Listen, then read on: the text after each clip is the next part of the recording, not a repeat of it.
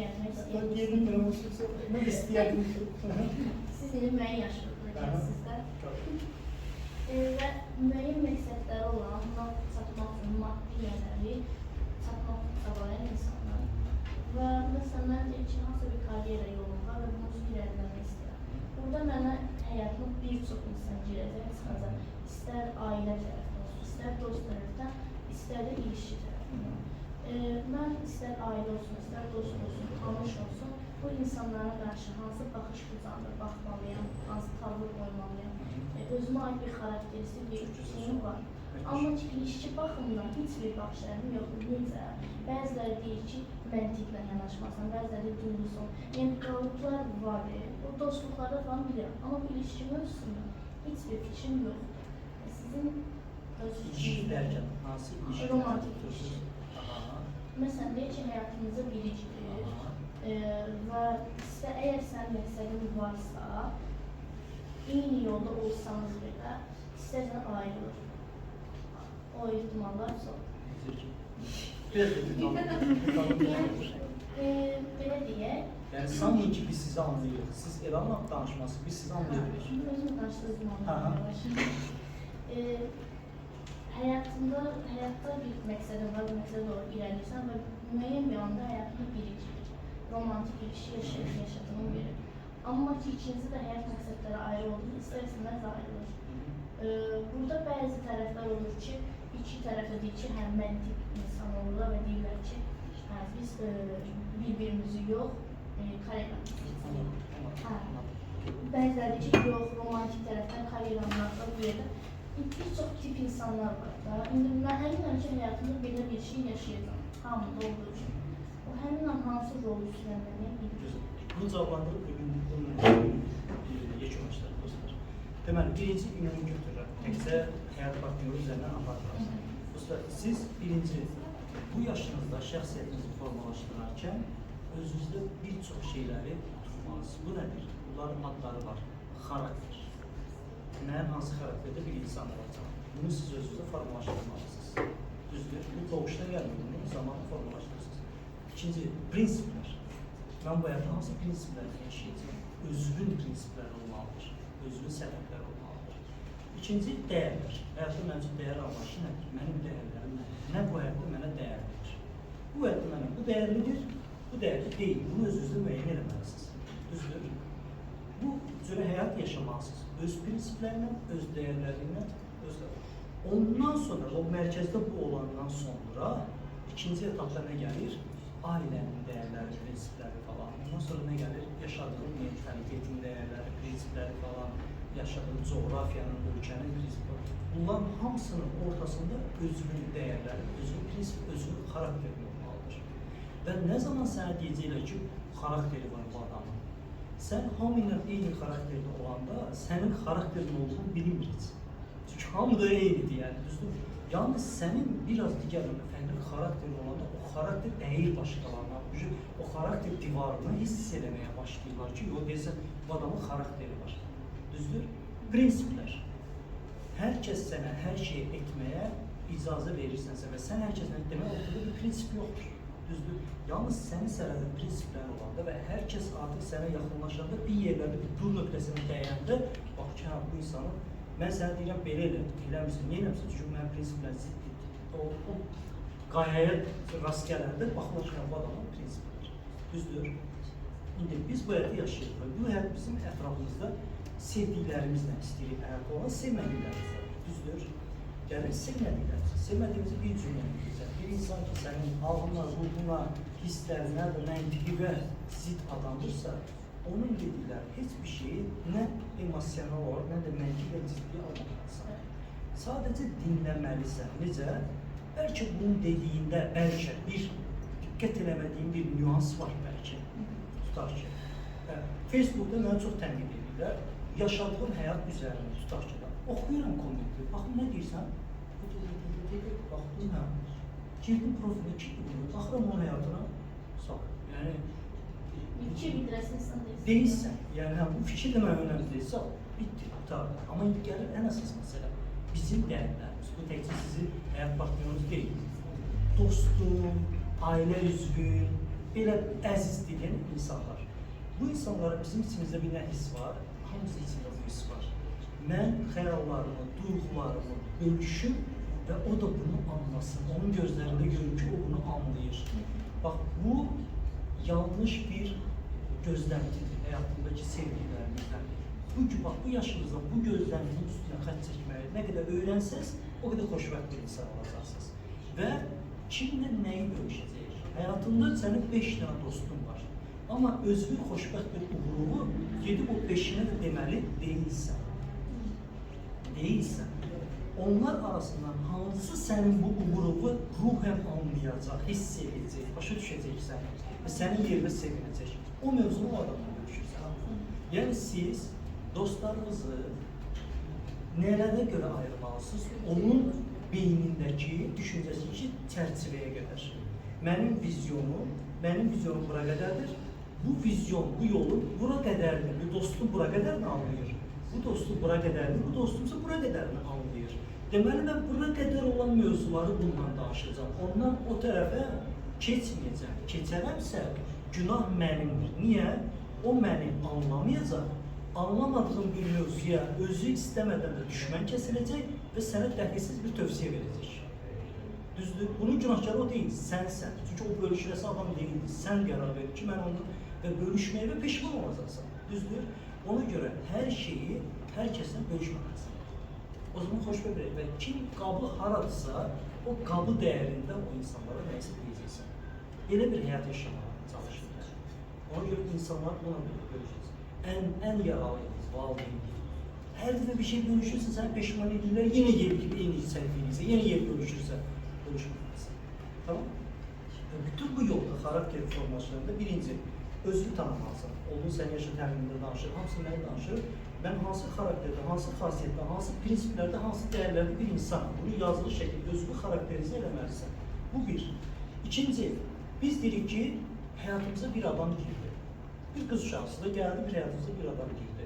Siz demişsiniz ki, necə bir adam olsun? Çox az ehtimal edirsiniz ki, necə bir adam olsun. Bu həyatınızda lotereya, ürəyiniz də bilmir ki, necə bir adam istəyirsiniz. Top tutur lotereya kimi ona aşıq edir sizi. Siz də deyirsiniz ki, bəxt talih, xasiyyətimiz tutulur, amma niyə qəlbimiz döyünür? O deyil. Bu yaşınızda əsas etməyən növbəti şeylərdən biri oldu ki, özünüzü tanıdığınızda mən bu çərçivədə bir insan olmaq istəyirəm. 2. Həyatınıza girmək istəyəcək adamın portretini çizin. Hər tərəf. Bəylər üçün xanım, xanımlar üçün bəylər. Necədir? Mənim həyatıma girmək, bir özvə deyirsən, öz qəlbivə və öz beynivə. Bu boyda, bu postda, bu tərzdə, bu xasiyyətdə, bu xarakterdə, bu prinsiplərdə, bu dəyərlərdə, bu həyat statusunda bir insan olsun. Bunu, o portreti çizin. Xasiyyəti belə olsun, ondan belə güləcəm, ondan belə şey deyəcəm, belə müzakirə olacaq. Mən belə danışanda o məni bu mövzularda anlayacaq. Tamam? Artıq beyni siz o adamın portretini çizəndən sonra beyin kodu kütlə arasında o tip adamı görəndə tak tapır olur. Budur deyir yani. Bunu eləməyən də gedib kimə gəldi aşıq olsun, sonra alın yası qədər qısmı. Tamam, indi bu insan sizin həyatınıza gəldi, son cümlələrdə. Bu insan daha çox bizim mentalitimizin cəmiyyətdə oğlan münasibətini bildirir ki, mən səni sevirəm, düzdürmü? Bu oğlanla o əks cinslə münasibətə girəndə biz hər zaman ən böyük səhvimiz nədir? Tanışlıq etapında özümüzü ən yaxşı yöndən edirik. Mən mələyəm.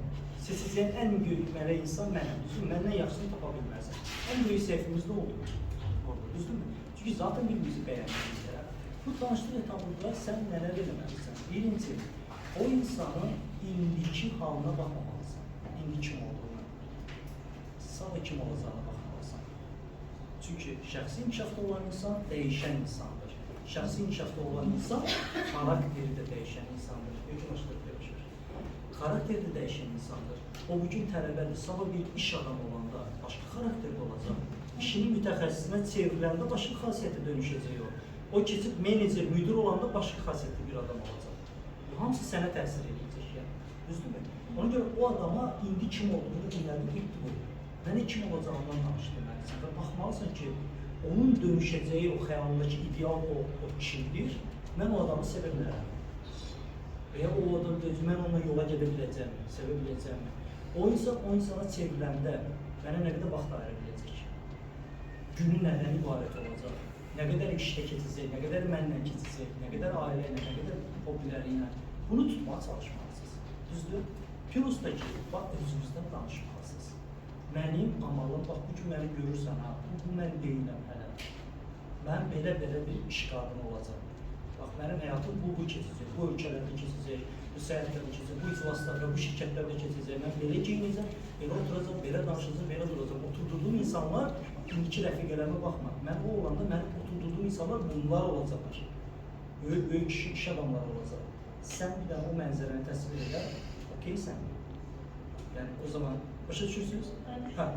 Və bu zaman ikinci bir etap, ən sonunda nəyə danışmalısın? Mən sənə dürüstcə sənə bir şeylər demək istəyirəm. Bu gördüyüm mən çöldəki mənim, düzdür? Mələk, xoş xasiyyət, deyirəm, görürəm, sən xoşuna gəlir, düzdür? Amma mən sənə bir evin içində yaşayacaq, düzdür? Bilmiş olacaq ki, mənim bu olduğun sənin yaşadığı ikinci səhifə. Mənim bu xasiyyətlərimin dostlarımı qıcıq edir. Mənim bu pis xasiyyətlərim var, mamam istəndir buna görə, qardaşım bazım istənmir görə. Bax, mənim bu pis xasiyyətlərimi sən həm də eləyə bilərsən özü.